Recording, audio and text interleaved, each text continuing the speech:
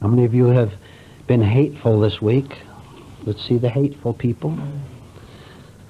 Let's see the people who suppressed hatred, hid it from someone else. Let's see the dejected people. Let's see the lonely people. Boy, you're a mess.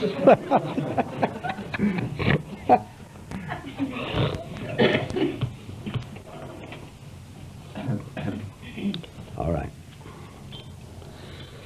All knowledge contributes to what we're trying to do here. To break through a wall that is 50 yards thick. The hammer isn't going to do it. The steamroller isn't going to do it.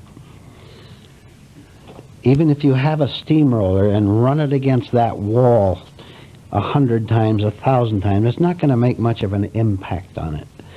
I can't overemphasize to you the need for every day getting up and saying, I'm going to increase the intensity of my work. Even if you don't quite know what that means or have very little idea of what that means, the very fact that you see the need for an intensification of your work is good. So all knowledge will add to what we're trying to do, to smash through the wall. So here's some knowledge. Follow it carefully and don't make any conclusions before I finish, please, because this particular topic you'll be tempted to leap in a certain direction. I know that.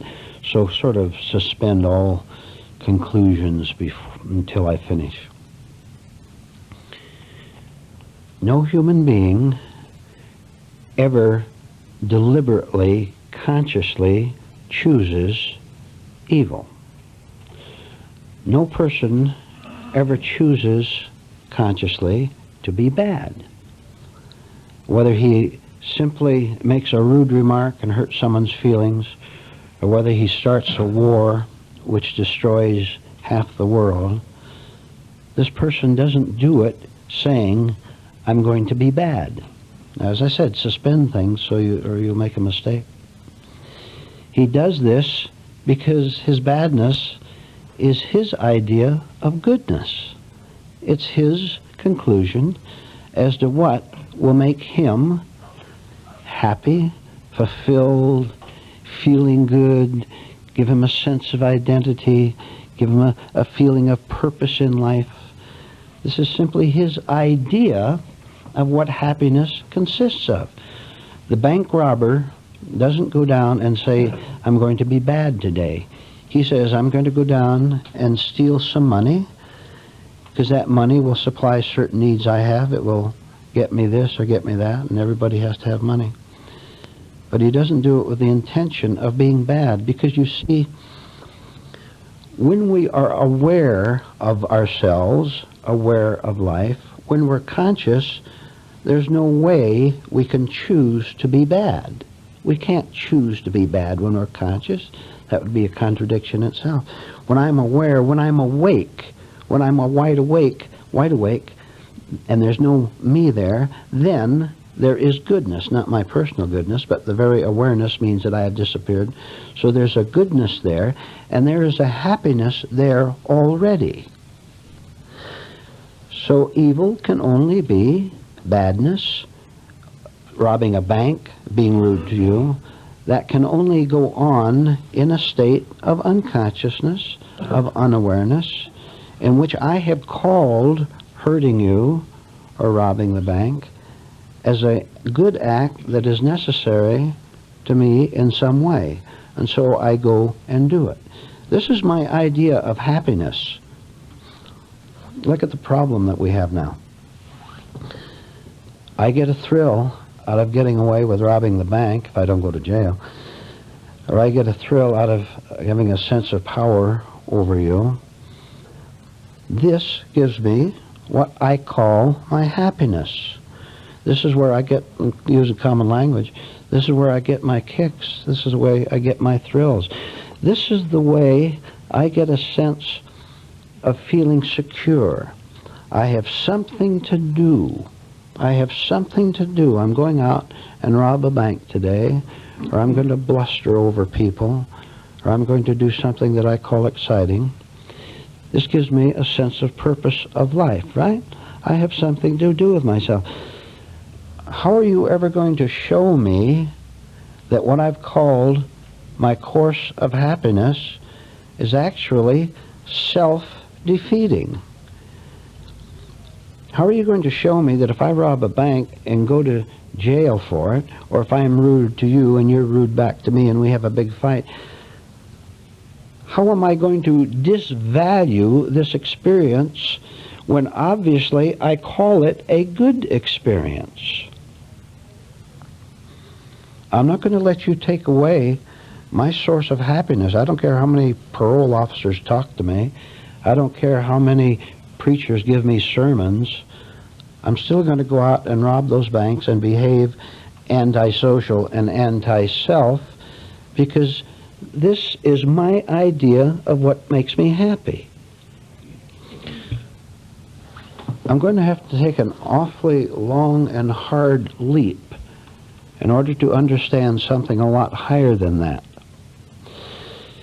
And it isn't easy. Somehow it's going to have to penetrate my mind that thrillism, that occupation, that is doing something, keeping busy, keeping myself with something to look forward to, making choices of this over that. I'm going to have to see that thrillism is not happiness. But how am I going to do that when I don't know anything else? This is why you might as well pause at this point to say, already we've gone so far, so deep, that we've left practically everyone on earth, and maybe some of you in this room, and some of you listening to this tape, we've already left you behind.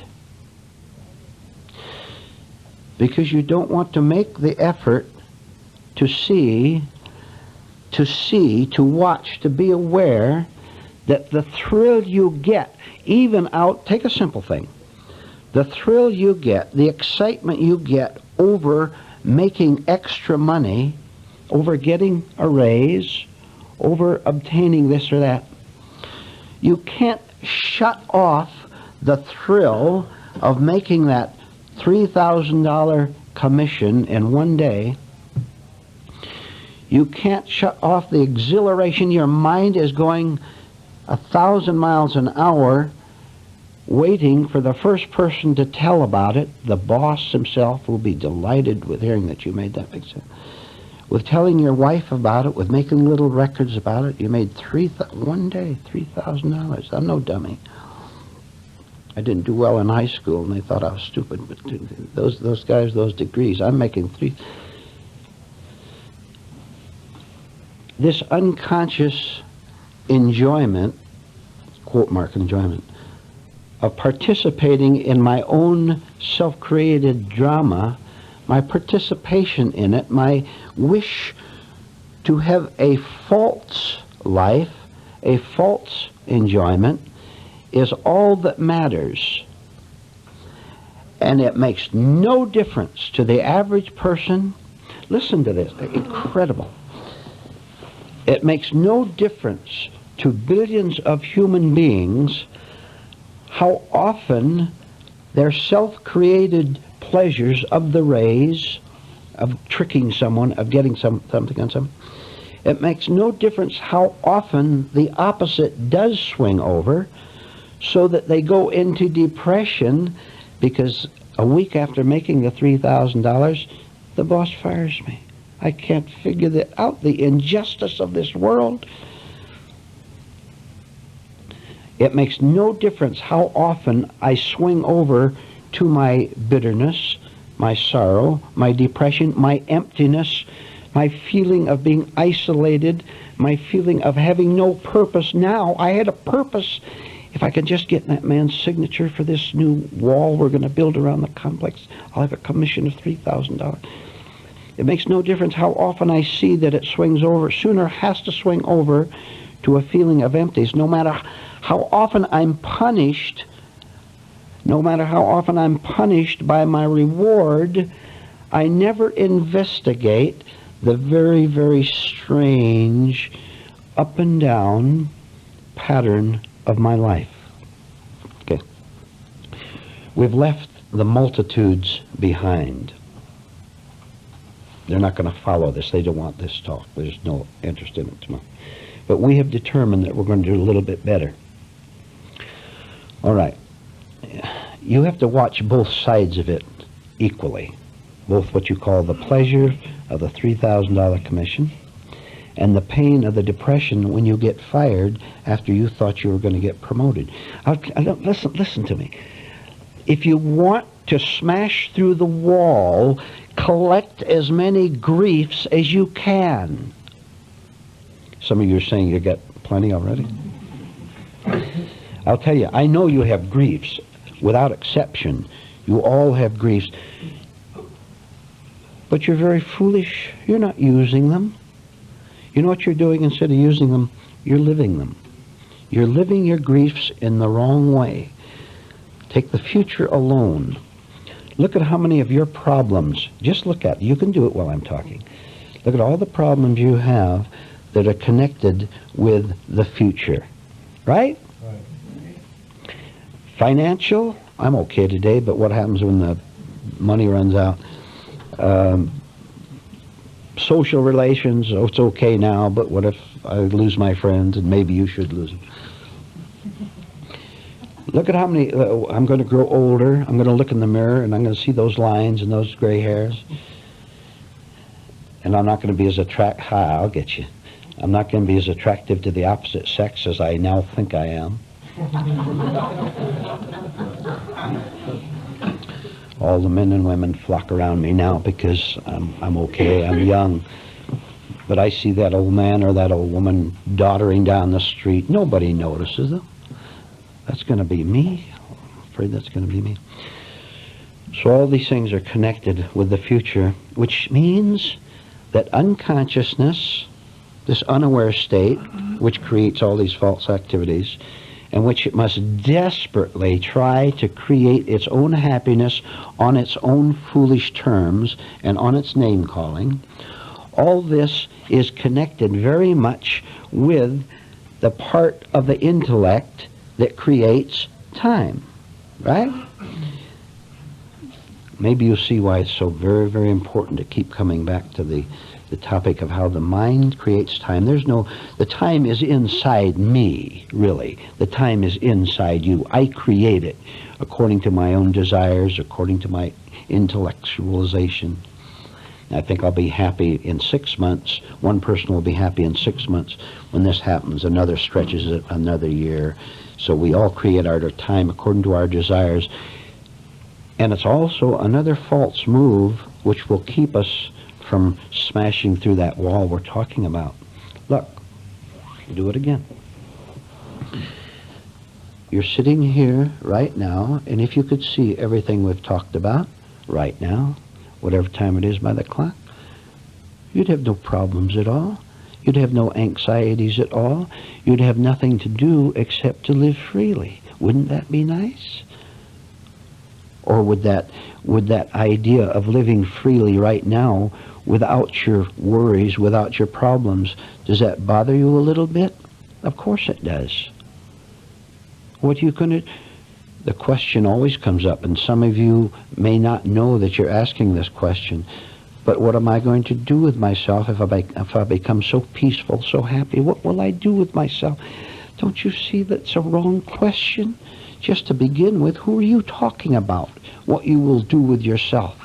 Don't you know that God knows what to do with you? You don't know what to do with yourself.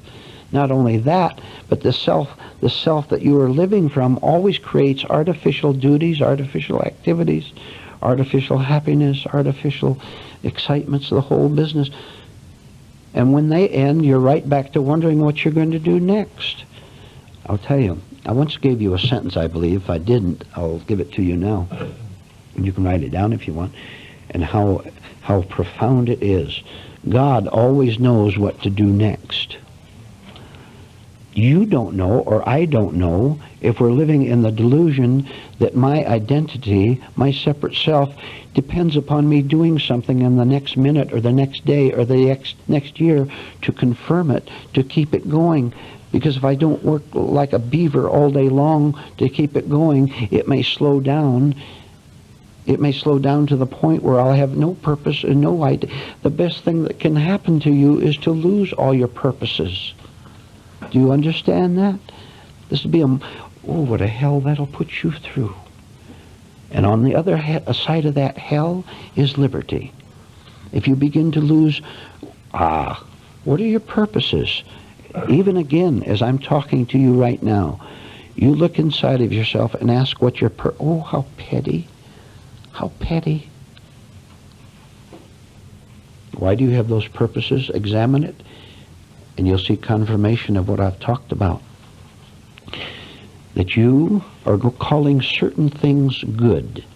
Certain things will fulfill you if you get them, or if you don't lose someone, or if you don't lose this or that, including your youth, by the way. If I could just stay young, at least I'd have a lot of time to do all these things that I want to do. Why do you want to do anything at all? Why do you want to do anything at all except to be a person who's awake right now?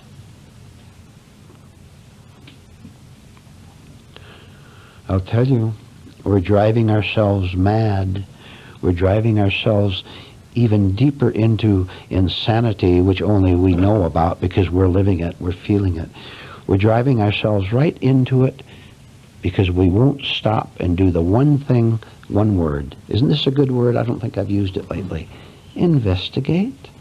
Investigate everything that we've talked about. Investigate it personally so that you see it happening in your life, so that you can slow down your feelings in your mind to the point where you can begin to catch an anxiety towards something, where you can begin to see that you have a false purpose. I'll tell you how to recognize a false purpose. You'll always have anxiety in it. It will always be accompanied by a certain strange nervousness. It won't be that easy to give up, I'll guarantee you that, because it has such a strong hold. Mechanical purposes have such a strong hold on us because they've hypnotized us into thinking that they are necessary. Misery is necessary? Misery is necessary only to the false identity that we carry around all day long, or rather that dictates what we shall do and what we shall think all day long. So maybe we could slow down even this evening a little bit and begin to watch how something, right during the break, you do this. You watch inwardly so that you see that something is screaming at you to do something or to get something, to achieve a certain result, or to worry about something, to be concerned about something. You watch how the maniacs inside of you are screaming during the break for you to do a certain thing, to achieve a certain thing, to avoid a certain thing, and you just watch it, and then you look at it and you go, ho-hum, you can rage all you want, but I'm not going to pay any more attention to you.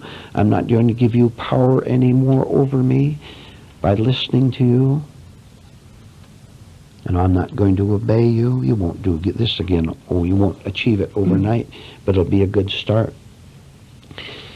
And you'll begin to understand, back to the original point again, anytime I am bad, anytime you were bad in any way at all, I did it because I thought I had to do it. And even while feeling the punishment of it, because we're so dishonest, I try to justify what I did. In short, I lie about it, simply again because I don't know what else to do. I don't know the alternative, for example. I don't know the alternative toward being a self-divided person who behaves one way toward you one day and another way toward you the next. I don't know what to do about that. And of course you don't know what to do about it, because if you would even have a glimpse of what to do about it, then one of these persons who is this on Monday and that on Tuesday and the third thing on Wednesday would decide what to do, and it can only result in a fourth person on Thursday and a fifth person on Friday. Which means you and I are going to have to come to an end to, listen, and don't misinterpret this, please. You and I are going to have to come to an end to all false work. All false work consists of doing work which I think is going to build me that permanent structure of happiness. Sooner or later, I'm just so sure, my false nature says, I'm so sure that just around the corner is the end to all this torment which I conceal from you. I can't conceal it from me, because I have to live with me, and I have to dream with me, and I have to agonize with me. But I'm quite sure that just around the corner, that this idea is the rescuing one. No idea is the rescuing one, because all ideas are based on the other idea that I am here as a person. One idea as me is looking for salvation in another idea. For example, that idea, that person out there, you see, that person is an idea to me, and if he treats me nicely, then I'll be all right. Or even if he is bad to me and can make me cry, that's okay too, because I'm still somebody. I would rather have a pretense of happiness than to be in sorrow, because there's certain rewards connected with it, and I can deceive myself into thinking I'm happy, and I can put on a smile and things like that. All ideas about goodness must go. All ideas about goodness only create false goals. If I get this, then I'll be happy. And it also will create a false happiness, which, because I'm such a liar and so stubborn, when it arrives, I'll have to call it happiness, because I said it would be happiness, and I'm afraid to see through my self-deception, because if I do that, I won't know where to go next. So if I get married, and after a few months, I begin to feel it was a horrible mistake, or I form this relationship with this friend, or I go into business, and I have started out by saying this will fulfill me.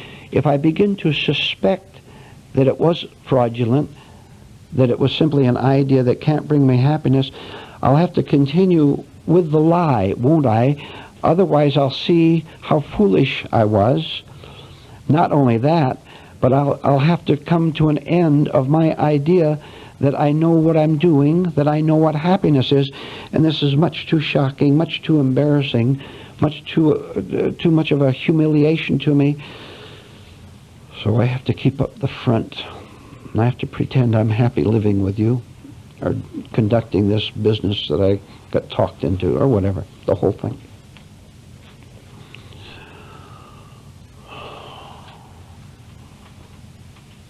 Only sitting down at home,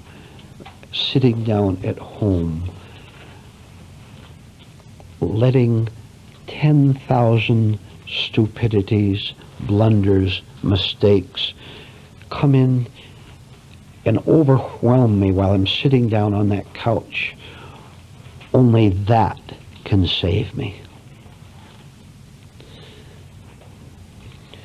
You're going to have to get alone at home. You're going to have to scream, and you're going to have to holler, and you have to cry, and you're going to have to be terrified of death, and you're going to have to want to die. At that moment, because you have attended these classes and read these books, because you've studied, at that moment, right in the deepest, darkest night of the soul, if you will remember what you've heard, I'm speaking very seriously now. Right in the middle of your throwing yourself on the floor, even physical, you may go apart physically. That's all right. That's all right. Fine, throw yourself. Don't hurt yourself. Throw yourself on the floor. Right in the middle of your despair, if you will make an effort to remember what you've learned, God Almighty will talk to you.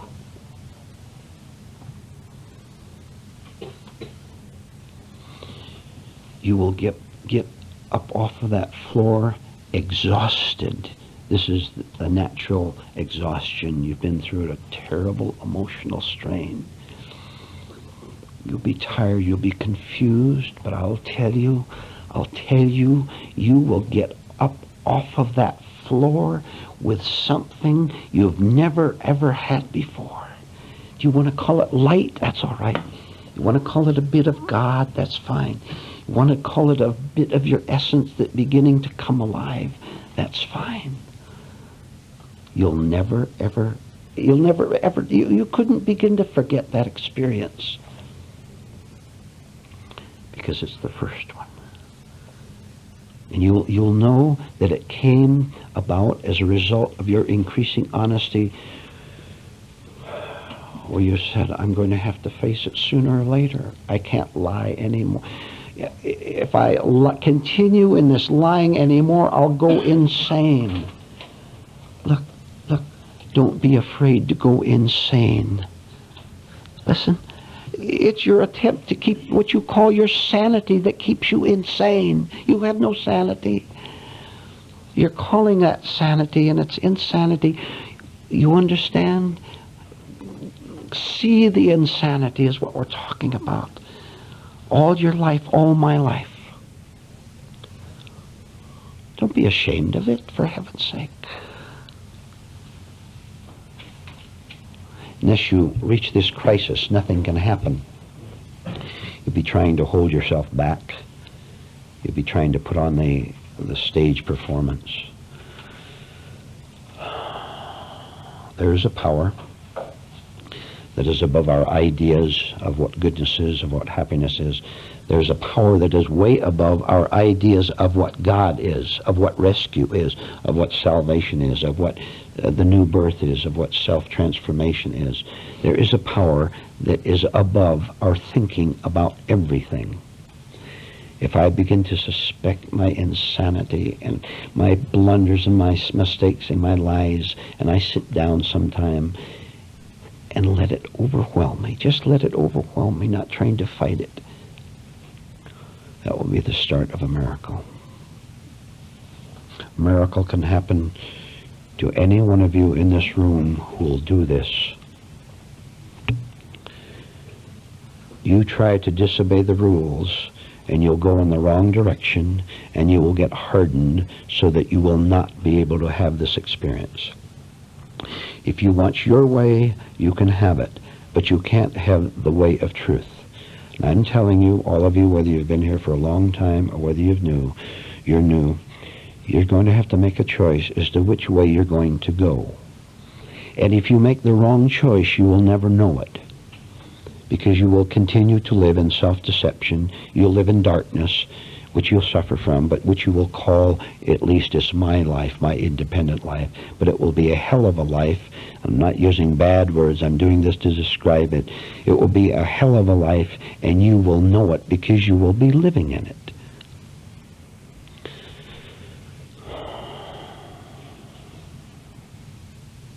Stop thinking that you can think your way out.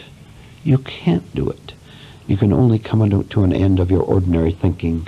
And when you begin to do this, then this horrible, beautiful crisis that I'm talking about will happen to you.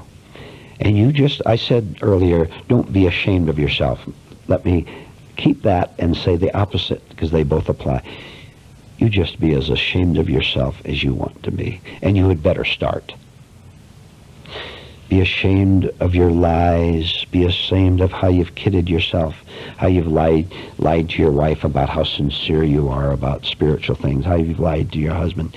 You just be as ashamed of yourself as you want, but you be aware that you are doing this so that it's not self-centered shame, but something that you are using properly because you've come to the end of your rope. Ugh. No life without truth, without this self-transformation is worth living.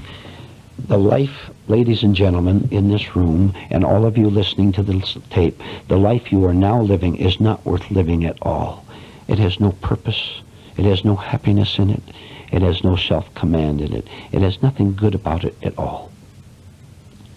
All this knowledge that you've collected tonight can begin to give you a life that has a real purpose, that has real meaning to it, and it'll be a very worthwhile life. And then you won't even have to use the term worthwhile life, because we use that only when we're on the level of intellect. It will be a fine life without using the word at all. And you'll understand that it's the only life that you want or that you need, finally. Let's take a break. You will be very, very foolish if you don't make 100% use of this class, of these classes, while they're in existence. When they cease to exist, you're going to have severe problems. If it ceases to exist, you're going to have a collection of knowledge that you won't know what to do with. You won't know. I'm telling you a fact so you'll understand. So that you don't have false confidence that if the class ends, then you can just go out and continue on your own. You won't be able to. Because you don't understand the darkness and the dangers in that jungle, out there and in here. So just let me repeat to you. You're very foolish. Those of you who are new, those of you who've been here for a long time, you're very foolish if you don't make, listen to this, this will get you. If you don't make this class, these teachings, you understand, I'm talking about the truth, but the physical representation of the truth is here.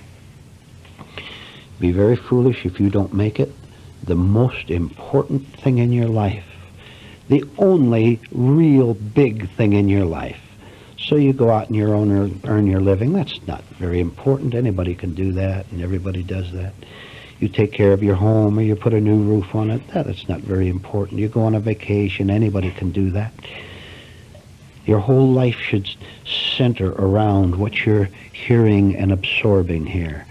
That is the beginning of wisdom. Now, there were some questions about this beautiful, terrible experience that I talked about during the talk. Would you like to repeat them, anyone, or would you like to ask questions or make a statement? Because we're in open discussion for quite a while now. Yes, loud and clear, please. Why must we go through this agony? Because it's the only way out. Because you're going to have to destroy thoroughly all imaginary ideas about yourself.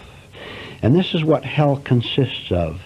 The destruction of all beliefs, vanities, ideas that I have about who I am. Because if I have an idea about who I am, that will activate a dozen other ideas, for example, of what I need, of what I must have in order to make this me happy, secure, satisfied.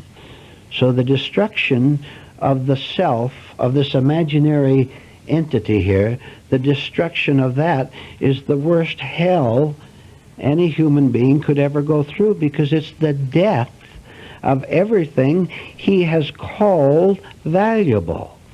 Everything, as I pointed out during the lecture, everything that he has called good and true. It's the destruction of your personal morality based on your egotism, on your vanity, on all your self-references. Do you think many people are going to go very far into these truths when they're told that you're going to have to give up everything that you have labeled valuable?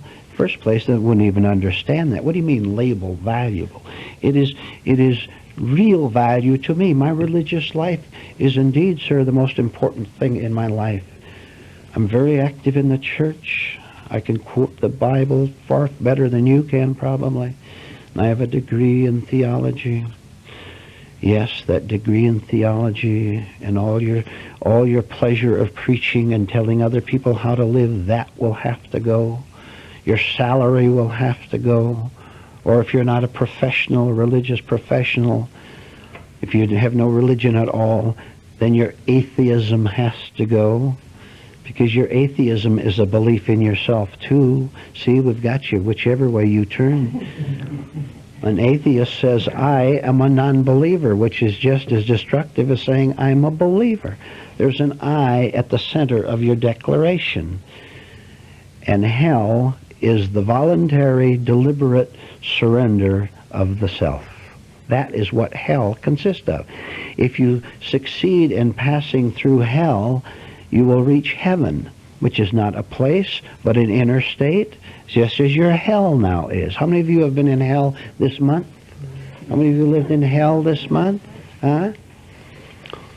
You see, we're trying to be a little bit smarter here than we have been up to this point of our lives, which is to understand the nature of everything so that we begin to use the devil to destroy the devil. The devil is really very, very stupid. He's cunning, you understand, but that's not intelligence. The devil is very cunning. He's very sharp because his self-interest is involved. That's why he's very cunning, to protect that and to promote it. But he's really basically extremely stupid. The devil in us is very...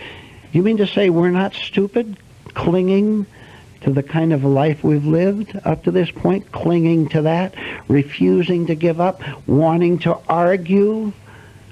Some of you, if you had the nerve and the courage to do it in different circumstances, some of you here and some of you listening to this tape would actually stand and argue with me in a spirit of hostility over some of the things you've heard here tonight. I know that, but you're so well-mannered when you're in class. How many of you are bad-mannered outside of class? How many of you are rude to people when you can get away with it and no one notices, huh? That man in the car next to you, huh? You yelled at him or something or glared at him. Nobody knew. You suffered when you glared at him unconsciously, didn't you? You were in a state of pain because you called that glaring at him or shouting at him your goodness. This is what your, quote mark, happiness consisted of at that moment, yelling at that man. You could have rebuked him and should have if he was driving badly. You could even honk your horn at him as long as you are freely honking your horn for practical purposes. Otherwise you'll get in a wreck. But can't you watch and see where you go over the line where you're doing it because he scared you. If he scared you instinctively, that is legitimate. You have an instinctive center that says if I don't honk my horn, he'll come over and hit me and I might die. That's legitimate to honk your horn. Go like that. Be vigorous. Don't be a namby-pamby. Go like that. He'll think you're mad, but you don't be mad. But the dumbhead has to be awakened in some way or another. See? Okay, next question.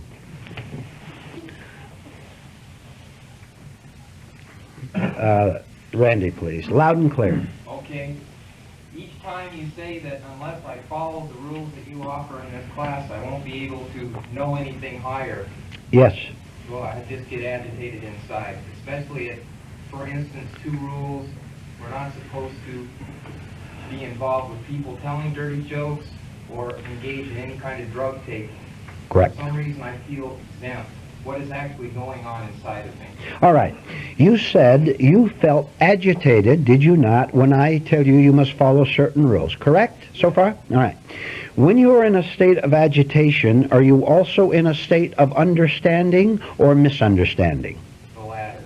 Okay. All right. Now, aren't you going to study your agitation instead of trying to answer that question in a vague way? Study. Why do you get agitated over anything? That agitation is your defense. What are you hiding, Randy, and the rest of you? What are you hiding that you prefer to answer with agitation when you're told something that is good for you? Why do you get defensive? Further, what are you defending? Find out.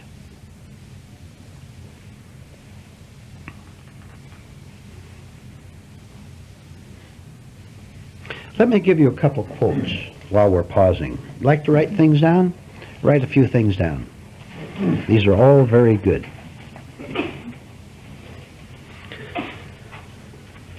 And as a matter of fact, I'll ask for a volunteer to explain this briefly. Do a little work. This is workshop time.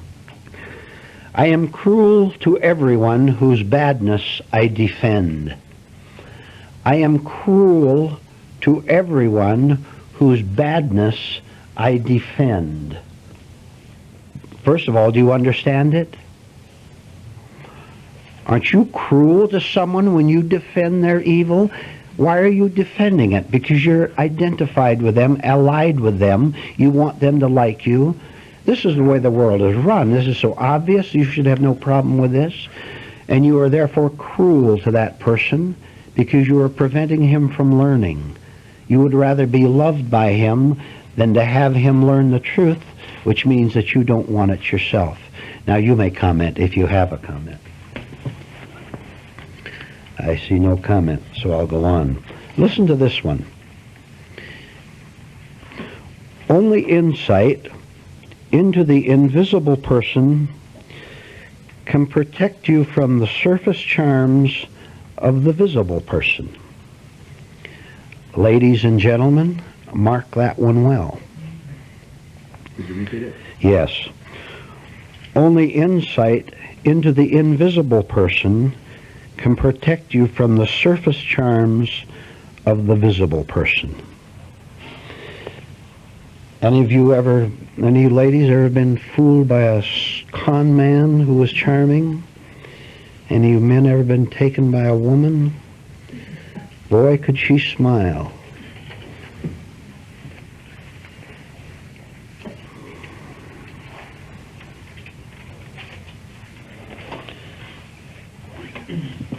Okay, we're open again. Comments and questions. I'll read some more later when I can read them better. I can't read my writing there very well.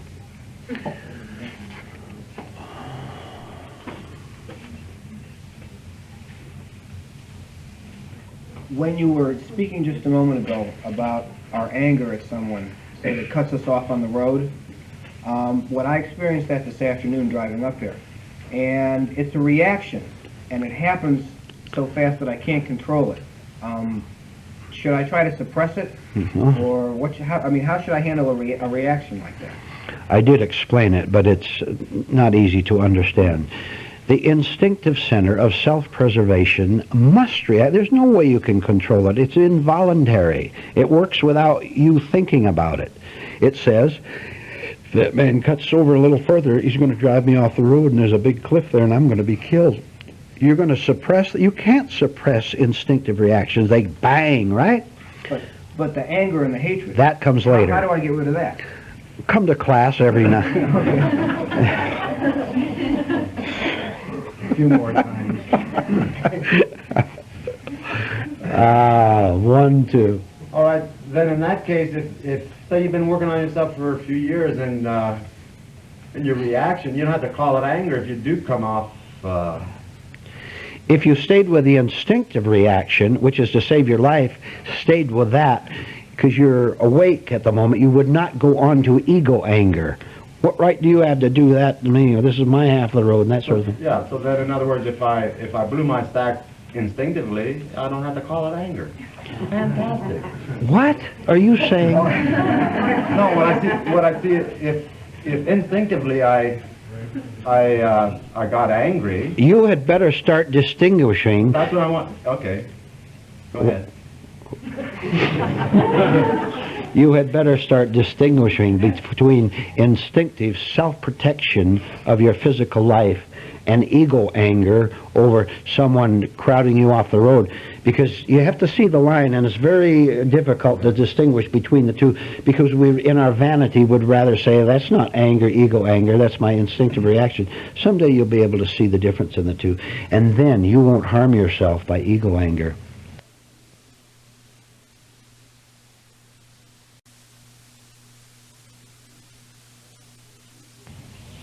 The answer is you begin to distinguish as best you can, and in time you'll see, because you'll be honest with yourself. What's the similar question that goes along with this. Every time I have this ego anger or fear, it shows it shows our identification, our ideas about ourselves. Correct. Right? Correct.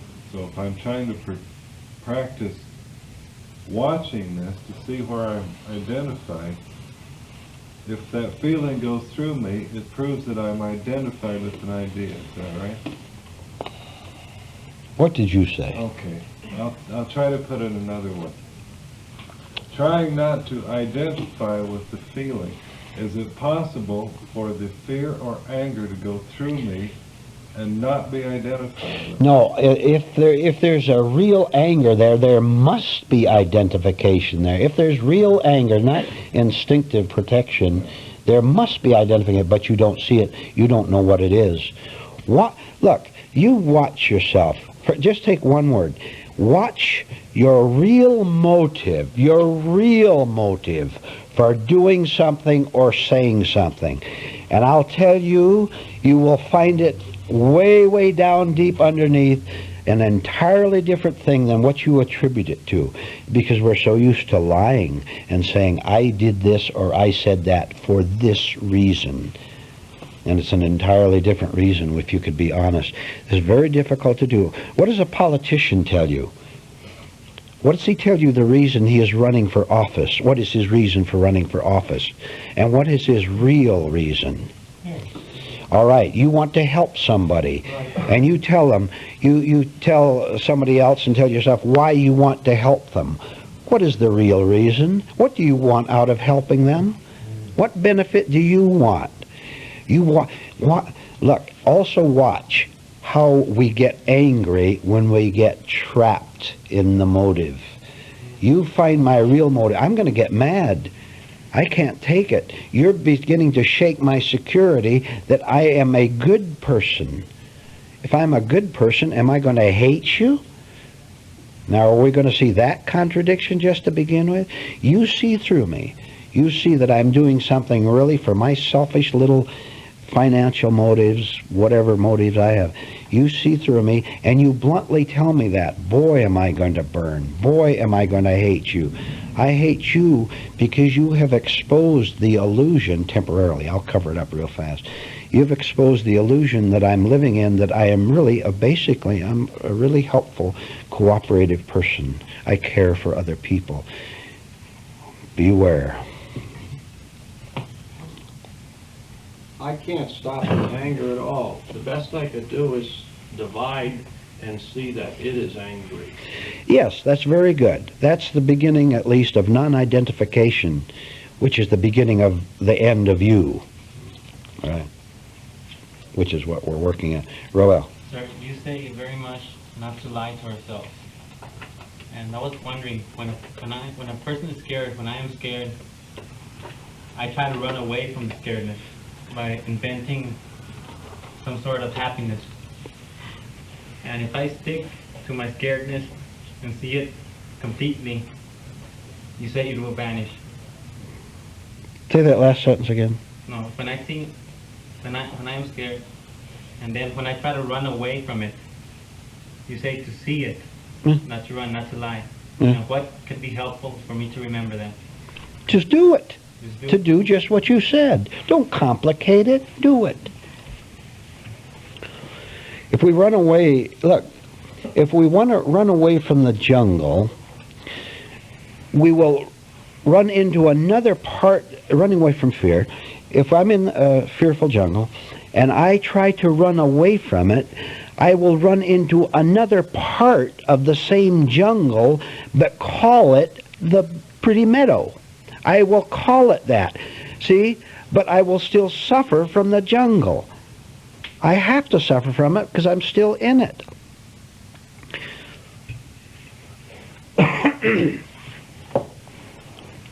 If we can catch ourselves at that particular moment and say, yes, that hate is going, I can feel that hate, but it is not me, it is something in me, and try to take and see that it's something for us that you have absolute no power over, and don't try to fight it, but just see it.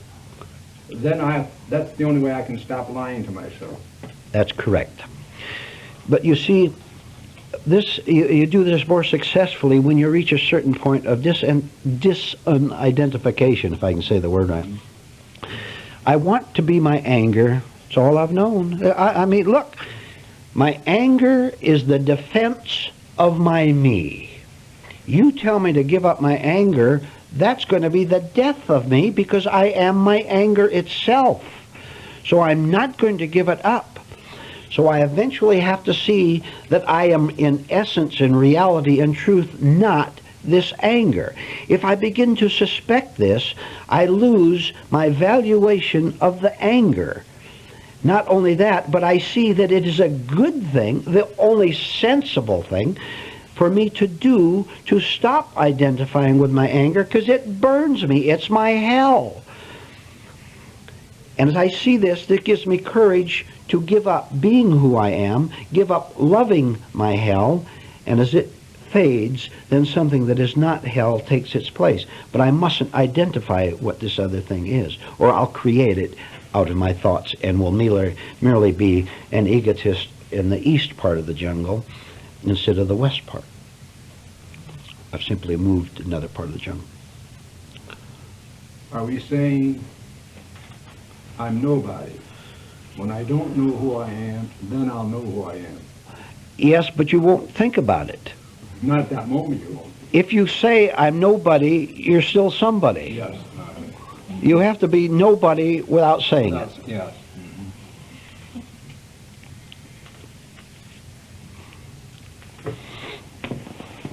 Yes, Dorothy.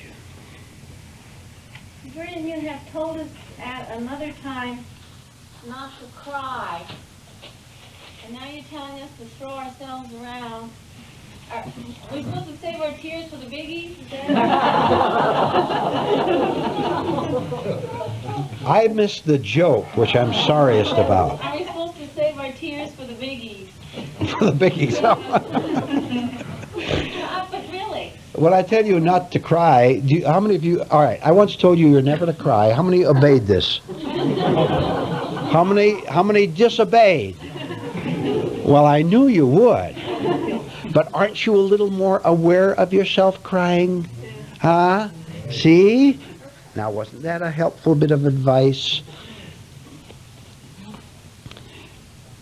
All right. Back to the throwing yourself on the floor. Why are you preventing that? Why are you delaying that experience? You are, you know. I got it. How many of you are poised, calm, intelligent, self-commanding human beings? One, two, three, four. Well, that's not bad for a class. You see, you want to keep your image, don't you? Look, your wife knows what you're like. She lives with you. What an experience that is. Why don't you admit what she knows? Look, don't we all, is there anyone here? How's this for a question? Is there anyone here who doesn't live with himself? I thought that was funny.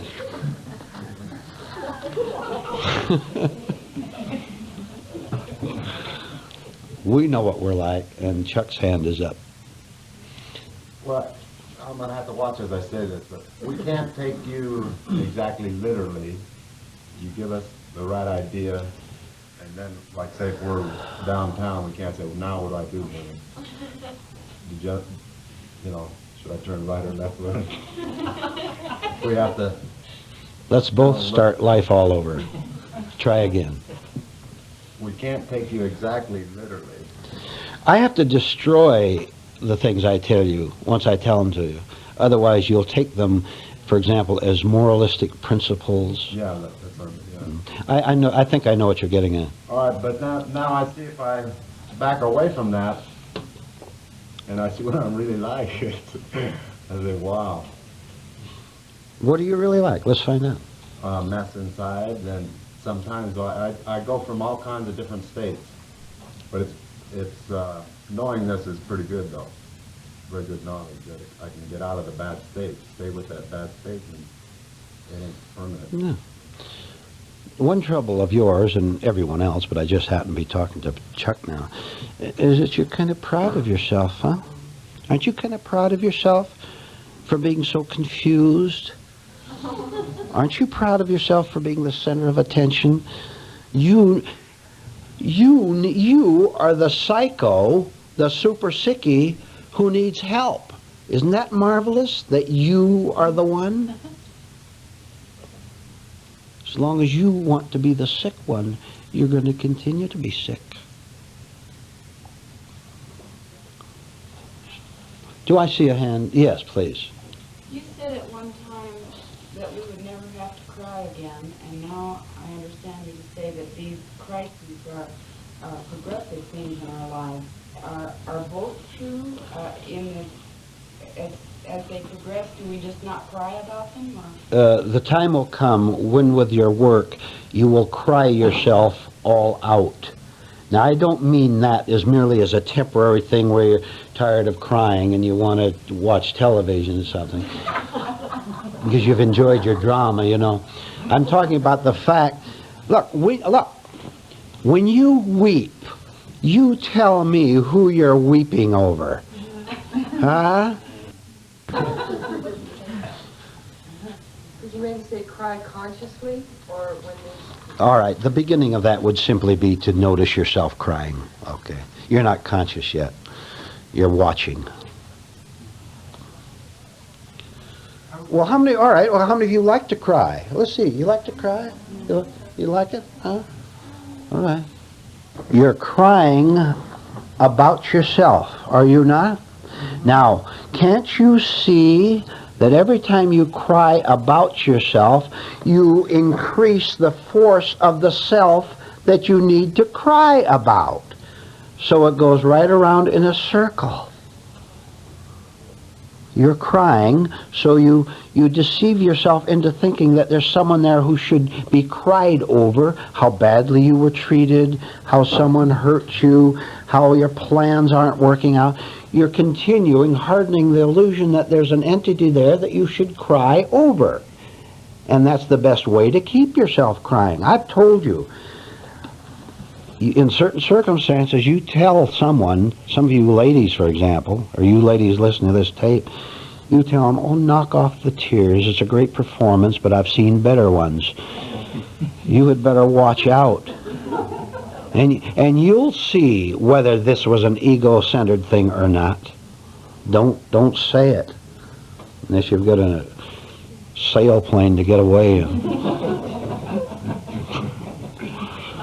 I must do things a little bit different. Who's talking? I'm talking. Just a minute, please. Rule. Always raise your hand. Now look, do I have to do this all the time? Raise your hand before talking. Otherwise we have confusion. Now, we have the order. You were next, please, and then the gentleman. Jake, you had your hand up, didn't you? No. Did you have your hand up or not? No. Okay. Go ahead, please. I'm sorry, I'm brand new and I don't know the rules. Yes.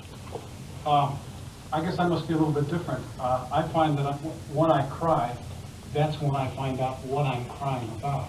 And then at that moment I find that I seem to experience getting in control of that part, and then I can do something with it. But quite often, most of the time when I cry, I don't know what I'm crying about until I do it. I have to cry to get the meaning. All right. Okay. And I guess I'd like to tell you also, like I say, I'm... Keep it short and brief, please. That's a rule for all of us. Very short, very brief. That's one. I'm aware that what I really feel right now is that I don't trust you. You don't trust what? I don't trust you. Oh, okay. And I want to let you know that. I mean, that's what really goes on with me right Sure, now. sure. Right.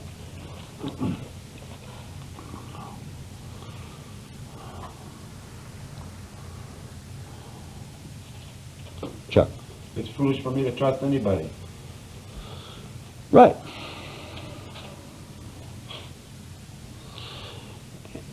And you had better listen to me. You had better learn to distinguish between trusting a human being and trusting a truth. If you want to trust human beings, you will not want to trust truth. And you will lie to yourself saying that that man knows what he's talking about, or that man doesn't know what he's talking about. Who is making the judgment? When a sickie judges someone else, he judges from his sickness, which he calls health. And he will pay the price of living in his unconscious beliefs that he knows what he's talking about, what he's doing with his life, and he will live in hell, or she will live in hell, till the day he or she dies. Can you imagine how sick human beings are when they'll argue down to their deathbed that they were right? When you are right, do you have to prove it? Speak the last sentence, which I think sort of got lost in the phone. I don't recall what it The distinction was. was between trusting someone because they're a human being and Did you raise your hand, Joe? Do you have it? Read it, please. It's a different one, I think. When a sickie judges someone else, he's judging from his own sickness, which he calls health. that's the idea, yeah. Oh, okay. And Zena's next, and then I think somebody. We're told to watch and to observe, but if we make any judgment, then we're not just watching, or we're Yes, that's right. thinking. That's right. And I find it very difficult just to observe, because my mind wants to jump in and say, well, they shouldn't be doing that, they should be doing this. And Yeah. All right. That's good. As a comment, you want to just Yeah. come. All right. Let's do something else. Listen to this. Listen. All of you listen very carefully. If I, giving the talk tonight, leading this group tonight,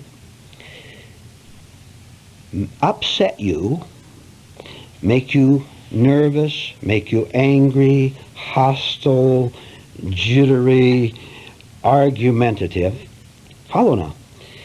If my words have made you angry, nervous, upset tonight, does that indicate that you are in charge of yourself and of your life, or that you're at the mercy of anything outside you? Tell me, if I can make you angry, are you in charge of yourself, or do I have, to put it this way the second time, or do I have power over you because my words can upset you? Then you, if you say that you are right, that is, you understand life, you understand truth, then you are a liar. And you will suffer from being a liar, right? Don't you pull lies in this room. They become so obvious, so clear, not just to me, but to most of the other people in the room. Now, who has been upset tonight, any way at all? Who here's the...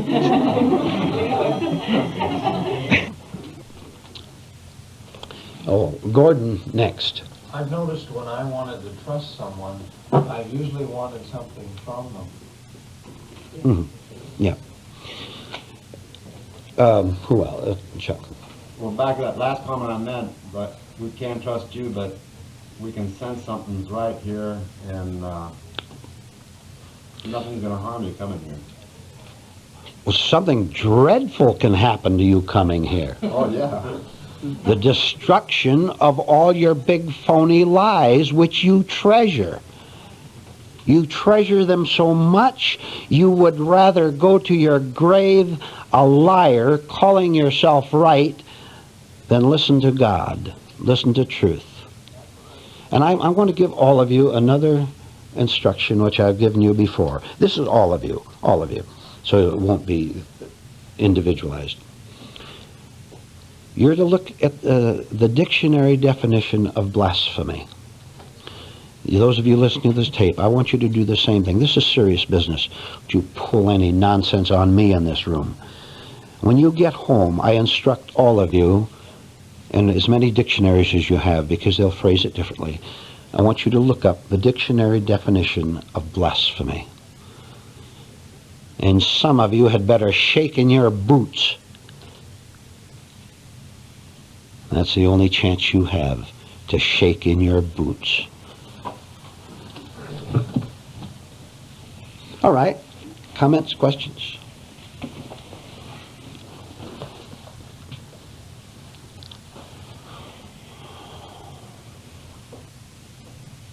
How come, I don't understand why when another person is hostile and doesn't have anything to do with me at all, I get something happens inside of me. I don't know. Yes, yes. You identify with the hostility. In this class, for example, yeah, well, there's a number of things, right, on the simple practical level. You're not quite sure of how perhaps I would handle it or how someone else would handle it. And also, you're afraid of hostility. Let me tell you something. In fact, I'll make it in order, which you won't obey, but we've got to start somewhere. You're never again to be afraid of hostility in any human being. That's an order. You're never to react in fear to hostility. In the first place, don't you know that hostility is insanity? That it's stupidity? And you're afraid of stupidity? Look, a free mind, a clear mind, a mind that understands, doesn't have to be afraid of that. Light, all right, we'll change the illustration. Light is not afraid of darkness. It has no association with darkness. Start with that at least.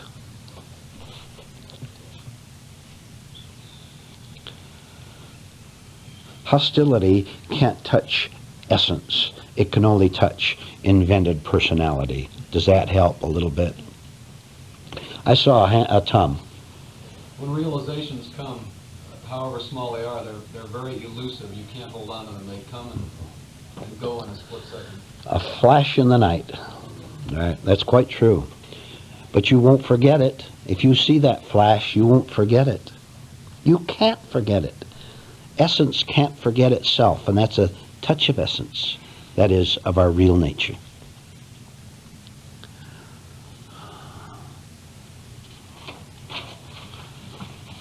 There are no dangers to who you really are in these teachings, in the truth. Not to who you really are. There is a world of dangers to who you are not. This is why some of you get hostile. This is why you'll get defensive. Because the false part of you is reacting to the truth.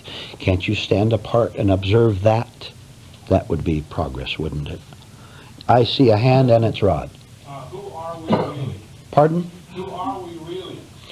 Someone who needs no description.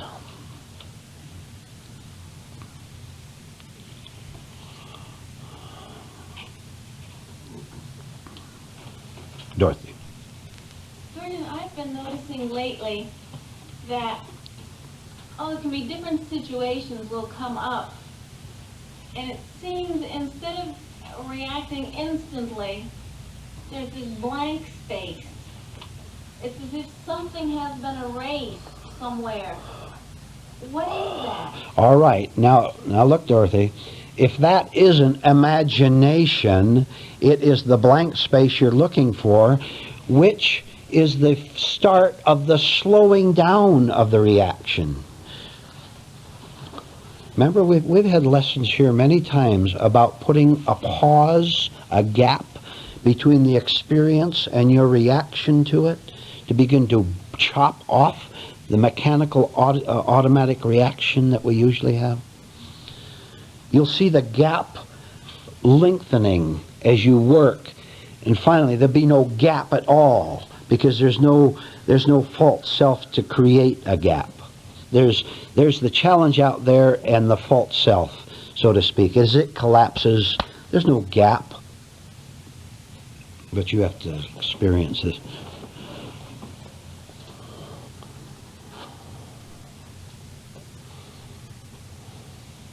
take a simple truth. Let's review a very, very simple truth. Fact. The less a person knows about truth, the more he will be convinced that he knows a lot. Correct? All right. This means that if this is my state or your state, we are going to have to go through great shocks, great humiliations, great shames, great distresses, great frustrations to begin to see that I was a blabbermouth idiot, calling myself a rhetorician. What's the word, Leland? A rhetorician. Is there a word? Okay. A great intelligent man. If you refuse the humiliation, you're going to stay scared stiff. And that word stiff is very good to use. Because when I look out at any audience, this one included, I can tell, I can have clues simply by the way you're deporting yourself, your physical position, and when you talk to me, by how you twist your mouth a little bit. That's not natural, Or you're sitting here, You have no idea of how you're telling me all about yourself by your physical deportment here in class. Now all of you will put on smiles. Stiffness is a characteristic of lying, a lying inner state. I'm going to protect myself against that. Yeah. That's hell. All self-protection is hell. And you had better to watch it and see it and stop lying about it.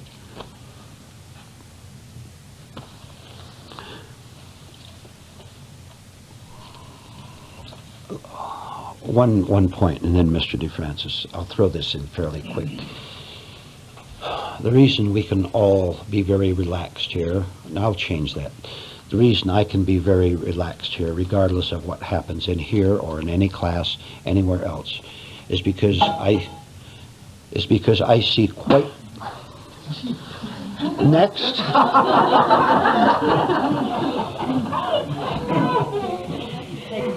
You just were telling us how you can be so relaxed. You don't have to test me.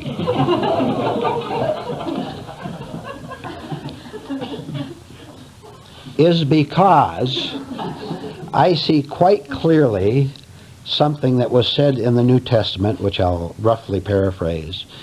Unless God brings a man to me, he can't find truth. Somebody do better. Jim, do better than that. Something. Unless God has called a man to salvation, that's the whole story. The teacher has nothing to do with that. The human teacher has nothing to do with whether a person finally accepts or rejects the truth. That is out of my hands. My part is to tell you the truth. That's the end of it. Mr. DeFrancis. Doesn't the marriage feast at Cana describe what you're talking about? We human beings live more like the Pharisees. We live to the letter of law. We say, well, we've read your book 5 times and we should know it. But they don't, and we don't, also live from the act of goodness. To get into that part of it, where we don't live just by the law of Moses, but we live on the other side of the law, which is the law acting from the good that comes from our hearts. That's fair enough. Good way to put it. Sure, why not? Which is not me. That's yes. My goodness is badness. Do you know that you can do good while being bad? Don't you know millions of people who do good while being bad? Why? They do good for a personal self-interest motive. Politicians who are so generous in spending your money to do this good project or that good project are doing it from a bad motive. They have to do something, otherwise people would see that they're not doing anything for their money. They have to put on a show. How could we start to learn to act from the goodness part of our nature? Oh, you just give up. Give up. Now, somebody asked me, how do you do that?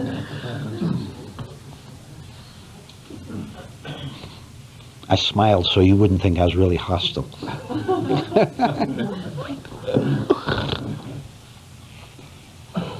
Leland. What Mr. DeFrancis is presently talking about, it seems to me, connects with an earlier question that was asked about the use of drugs and dirty jokes. It appears that if you really wanted to change our minds, let's say you really wanted to bring a sense to us that we should not use drugs or tell dirty jokes from some motive of the heart, as Mr. DeFrancis said, that these things would be discussed. The fact that no reason has ever been given for these rules, that we have never discussed them, suggests to me that perhaps your primary purpose in such rules is simply to call to our attention any agitation, this was the word that was used earlier, we may feel over the rule having been given. Would you comment on this? Why do you enjoy dirty jokes? Why do you tell dirty jokes? You watch yourself if you tell a dirty joke or listen to it and enjoy it. You tell me what is your state at that moment, and I will tell you that it is a false state. Jokes, dirty jokes, bawdiness and all that, being a part of a sick society is simply a good work point for us. We have hundreds of work points, and that's a very good one. Why do you use foul language? Why do you use crude and vulgar language? You watch your state the next time you swear, and you will see that those swear words are a part of a swearing nature, a hostile nature, a hateful nature. This means you can begin to start by observing exterior behavior, which at the start is easier to observe and understand than interior, because that's a big, vast, mysterious jungle. Next time you say a bad word, or you enjoy a dirty joke of some kind, that is easier for you to look at and then track the sensation you get from it back to within. For example, lots of dirty jokes have a sense where you get a sense of superiority over someone, over a man or over a woman. Why do you need the sensation of feeling superior over another person? I'll tell you, the time has come when you understand that what sinners really are. First of all, there are people that don't behave the way we do, right? Then finally, when you're risen above your self-righteousness, you'll see that sinners are simply lost people who don't know they're lost. And you can go on and on. Let's take a couple more minutes and then we'll be through for the night, and then we'll see you Friday. Those of you who want the truth, the rest of you go back to your hell and don't bring it in here.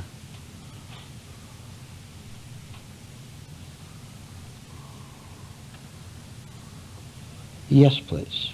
You've already communicated tonight on so many different levels, according to the receptivity of us individually. Well said.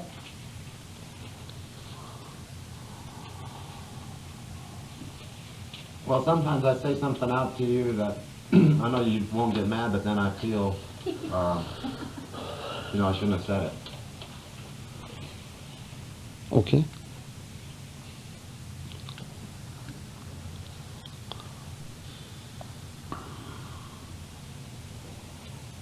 I shouldn't have said that. All right. Final word. Now this is to every one of you in this room and everyone listening to this tape. You might as well make up your mind once and for all that if you come to these classes, you don't stand a chance at all of continuing to behave in the way you've always behaved. I'll make it so tough on you that you'll either leave, probably in violent hatred, that you'll either leave or you will begin to have 1 ounce of sense to see what you've been doing against yourself all your life, and you'll come back, and while you'll still have your hatred and hostility and all that, at least you have one little part of you that says, I'd like to hear more about how terrible I really am. I'd like to know more of what this is all about. But back to the original point, so that I can separate the sheep from the goats, which we do all the time, by the way. If you want to remain who you are, that is, the person who is always right, who knows more than everybody else, who is truthful, and the other person is a liar, of course. That's how you get your sense of being a truthful person, by calling other people liars. If you want to remain in your hell, then you make that choice. But you have no opportunity to argue here. There's no way you can argue. I'll boot you out of here the first 30 seconds you're in the first class, and you won't even know it. You don't stand a chance. So come here with the right attitude, or get out and stay out and go back to your jungle where you belong. You're not going to haul your jungle into here. Good night. Good night. Good night.